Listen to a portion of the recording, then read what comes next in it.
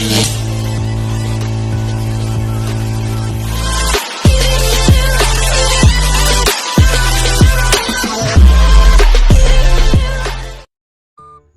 up mga tol?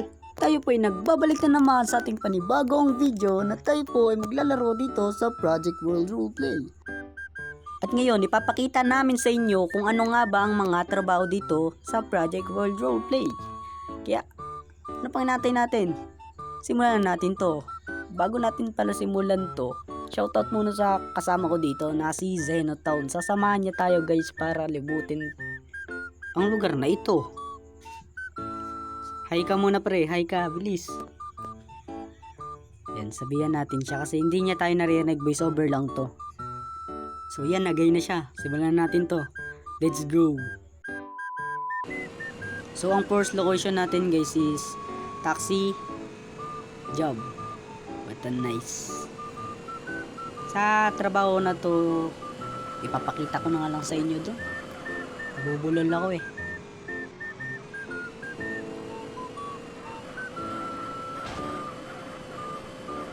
Galing talaga ng driver natin. So yan, nandito na tayo, malapit na tayo. Isang liko na lang. Oops, nandito na tayo. So ang trabaho nga palang to guys is taxi job. Yung tao na yan is press nyo lang yung Y. Tapos makukuha nyo na yung trabaho. Syempre kailangan nyo muna na, kung bago lang kayo, kumuha muna kayo ng national ID sa City Hall. So yan, punta na tayo dun sa taxi. Job help lang kayo kung di nyo alam yung gagawin, kung paano yung command, makikita nyo yun dun. So yan, sakay na tayo sa taxi natin. Pakita ko sa inyo kung ano yung command. So yan, pag nandito na kayo sa sakyan, mag-command lang kayo ng set fare. Yan, set fare. Yan, set fare. Sa set fare na yan, lagay nyo lang yung amount na kung magkano yung presyo nyo per meter. Sa akin ilalagay ko 500 per meter. Depende na rin sa inyo yun guys kung paano yung price nyo dyan, kung diskarte nyo kung paano kayo kukuha ng tao. So yan, yayain natin yung tropa natin na tawagan niya tayo para pakita namin sa inyo kung ano yung mangyayari sa pagiging taxi driver. So yan, pinaquit job ko muna siya. Antayin lang natin siyang tumawag para makita nyo kung paano ba mangyayari, kung paano ba siya tatakbo. Yung 500 na linagay ko dyan, dumodoble yan kada per meter, yun na lang. Nabubulol ako eh.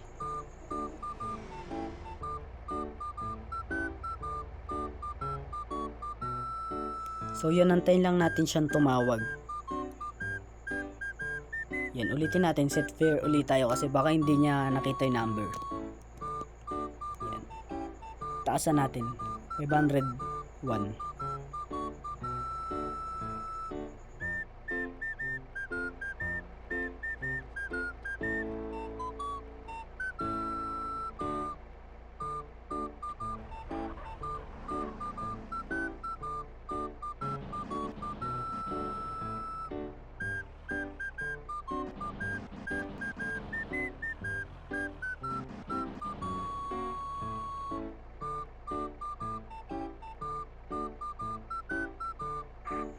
Yan, ulitin natin kasi baka hindi uli nakita yung number. Baka nagbabag siya kaya hindi pa siya makatawag. Antayin lang natin. So yan, tumawag na siya. Command nyo lang ng take call. Yan. Ay, pati pala ID lagay nyo. Take call, tapos lagay nyo ID ng tumatawag sa inyo. Makikita naman dyan yung ID, no? Yung ID niya is 6. So yan, tara, punta na natin. So yan, bunak pa talaga ako mag-drive. Sakay na pre, san ka?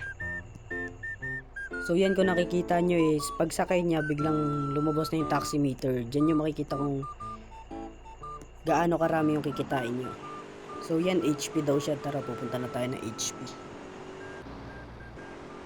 So yan, kung nakikita nyo umaangat siya kada metro. Eh malapit lang naman yung HP kaya mura lang siguro yung bayad niya. Depende na rin sa inyo yan kung gaano kalaki yung ipapabayad nyo. Ay kung gaano kalaki yung amount na ilalagay nyo doon is kasi sa akin 500. So doble-doble lang yan. Eh kaso 2 times ngayon kaya mas lalaki siya.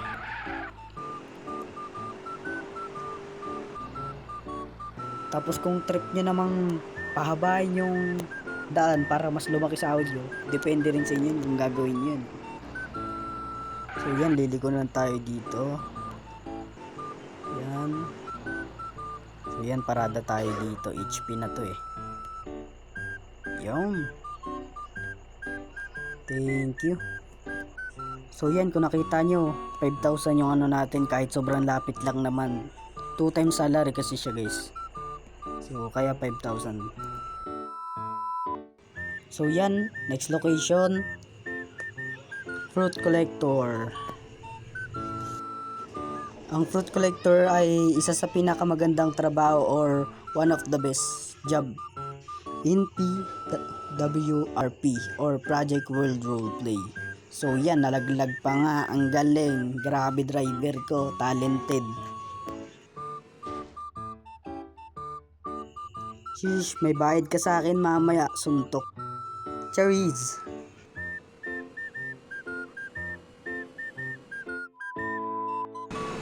So yan, nandito na tayo. Thank you sa driver nating talented, grabe. So yan, kung nakikita nyo, nandito na tayo sa may place ng fruit collector. Yung place na to is malapit lang sa may White House. Kung alam nyo yung White House, edi alam nyo, wala akong pakechar. So kung nakikita nyo yung dalawang matanda na yung naglalambingan na yan, pwede nyo suntok-suntokin yan. Joke. So magway lang kayo dyan. Yan, pwede rin yung way sabay. Okay, what a nice okay. Simulan na nga natin to, para na akong baliw dito eh. So yan, kung nakikita nyo, job help lang uli kayo kung di nyo alam yung gagawin. Pero huwag nyo nang sundin yung harvest apple tsaka harvest grapes na yan, kasi pwede nyo naman pindutin na lang yung Y. So yan, mag-Y ka lang dito. Yan, para makapuli ka ng apple.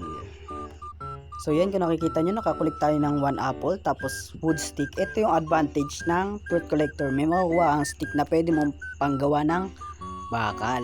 Uy, bakal. Kung alam nyo bakal, pakiko. Joke. So kung nakikita nyo, yung puno na to is, yun, nagutom pa. Ay, nauhaw pa nga. Yung puno na to is apple. So yung isa, grapes. So yan, kain muna tayo ng, inom pala tayo ng milk tea. Uy, galing Tampan. Apply na kayo sa Tampan guys, para masaya. Apply lang kayo sa Tampan, hanapin nyo lang ako o kaya yung si Tiger ang paslupa sa server. So yan, next location na tayo. So yan, alam ko maraming nang nakakaalam ng pupuntahan ko. Alam ko marami nang nakakaalam, pero ang video na to ay para sa mga papasok ng Project World Roleplay or bago lang sa Project World Roleplay. Ang best job dito sa Project World Roleplay, ang cow milker.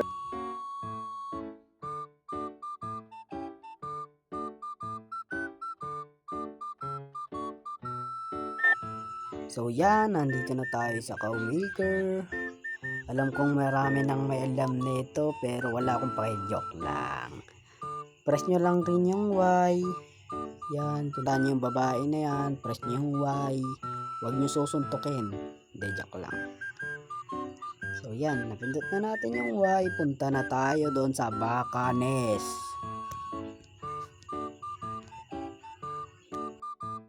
So yan, kung nakikita nyo nag-collect na tayo nakakuha na tayo ng 2. Para makapag-deliver ka, need mo ng 5 bucket meal. Bucket milk.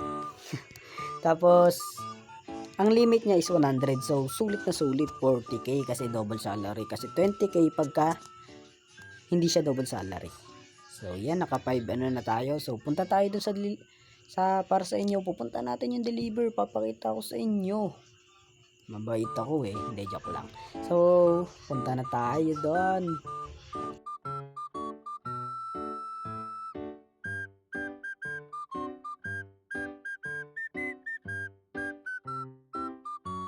So yan, nakita nyo na ang aming magandang deliveran. Kung saan ka sasaya dahil magkakapera ka na pag natapos mo 100 na milk. Kakapagod pero hindi. Hindi nakakapagod pag nandito ka na sa lugar na to. So yan, kita nyo. May pera akong natanggap. Sarap. Nainggit kayo. Hindi, joke lang. Pasok na kasi kayo. So yan, next location na tayo is ang minor job. Sheesh. So yan, medyo may kalayuan tong lugar na to, pero okay lang yung sulit naman yung sahod dito kasi medyo nakakapagod to. Papakita ko sa inyo kung bakit ko sinasabing nakakapagod to. Grabe, pero sulit kasi 2 times siya ngayon. Napakasulit ng sahod. Para makikita nyo kung gaano kasulit, grabe. So para makita nyo yung lugar na to is pumili kayo ng GPS dun sa may store and click nyo yung GPS na sa inventory. So yan, makikita nyo lahat ng job dyan. So ayun, tignan nyo. Tapos dito sa lugar na to is meron na ring rent vehicle. Tapos kung gusto nyo i-spawn yung sakyan nyo, meron din. Pinagyan nila ng ganyan, masyado kasi malayo to. Alangan naman tumakbo. Ano ba yan, aray ka? So yan, baba na tayo. Baba na tayo ba? So yan, pagbaba nyo dito, makikita nyo tong lalaking na to and pindutin nyo lang yung Y. Lagi naman. So yan, press Y. So yan, naglalag pa nga. So yan na, nakikita nyo na kung bakit nakakapagod to. Ang layo ng tatakbuin mo, nakakapagod, grabe. Pero sulit yung sahod. Pero malayo. Bahala ka sa buhay mo, anong iano mo. Pero sulit dito guys, kasi in 1 hour baka maka 300k ka. So yan, nakita nyo na yung lugar. Eto na siya, pwede na tayo dito magmina. Press Y lang uli. Ayan, grabe, layo, nakakapekan. Sana lapitan nila to kasi nakakapagod ba, tumakbo ba. So yan, pag nakuha nyo na yung bato, babalik tayo ng kalaba. So yan, baka maboring kayo. Para di kayo maboring, kakantahan ko kayo. Ako na to eh. Daling, dali, sige lang. Baka maka-copyright pa ako, ayoko. Aray ka. So yan, malayo na pero malayo pa. What a nice, joke lang. Ayan na yung butas oh. Talagang mag-enjoy kayo pag nakita nyo yung butas na yan. Ako na nagsasabi sa tignan nyo, mag-enjoy kayo pag nakita nyo yung butas na yan. So yan, kung nakalabas na kayo, edi masaya. Hindi, joke lang. So pagka nakita yan, puntahan nyo lang siya. So yan, di ba, matas yung sahod. So pagod na ako. Grabe, pagod is real. What a nice. So yan, sa part 2 ko na lang papakita sa inyo yung illegal job. Mga illegal job. So yan, hanggang dito na lang. Bye. Bago ko tapusin yung video na to, shoutout muna sa mga taong to.